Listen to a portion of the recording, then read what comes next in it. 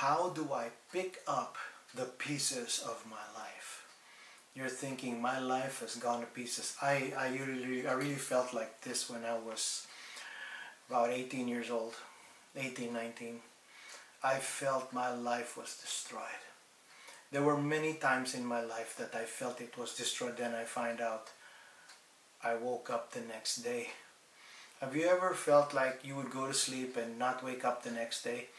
I felt that way, but I did wake up the next day. That means life is not over. God isn't finished with you yet. How am I going to pick up the pieces of my life? Number one, I think you should let the Lord handle that. Let the Lord direct you each step of the way. Okay? Everyone has lost abruptly almost everything. Bills are piling up. You wonder how you're going to pay them. Your house bills, your business bills, whatever. It's piling up. It's piling up. You may even have had a loved one that died of the coronavirus. And then that's another piece of your life that's gone. Now, how are you going to pick up the pieces of your life? If you do it on your own strength, you're going to have a hard time picking up. But if you're doing it with the help of God, you will pick them up easily and they will be light. Jesus said, he said that my yoke is easy. If you learn of him, his yoke is easy and his burden is light. All right? Give that burden to the Lord. Give that burden to the Lord. You know how to have peace is to 1 Peter 5:7, casting all your care upon him, for he cares for you.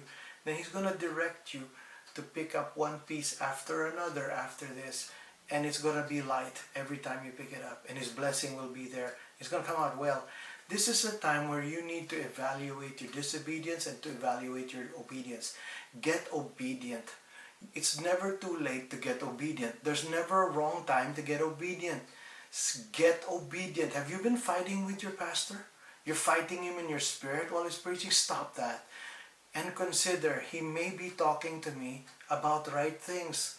Alright? There are some people, they love the Lord, but hate their pastor because he talks about money, talks about tithing. Let me tell you, tithing is to bless you. Giving is to bless you. Alright? Don't do that. Don't do that. Don't be a bad person. Don't do that. Don't do that. The Bible says if you don't tithe, you're stealing from God. Okay, so don't do that. Stop being a thief. Stop being a thief. And start loving the Lord with your money. There you go. There you go. Now, how do I speak so freely about that? Because I wasn't a tither being a pastor for 15 years. Really, I wasn't. And was I blessed in some ways? In some ways, no. Not financially, of course not. And when finances become the problem, everything becomes a problem. And don't ever protect your money from God. God is there to give you more. He's not there to take everything you have. The devil's the one that wants to take everything from you. And so, what I'm telling you is that you're going to be able to pick up the pieces of your life, but get obedient right now. Get obedient and stop fighting your pastor. And if you've left the church, you're watching me and you left the church and you need to get back into a church, get back and be right and do right. I don't want your life to be destroyed. If God wanted you in a church, He's got the best business deals, the best plan for you in that church. And so you stay in there. You stay in there. Stay in the will of God. Stay in the plan of God.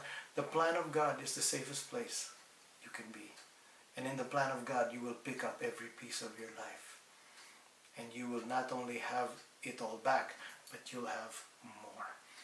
Amen.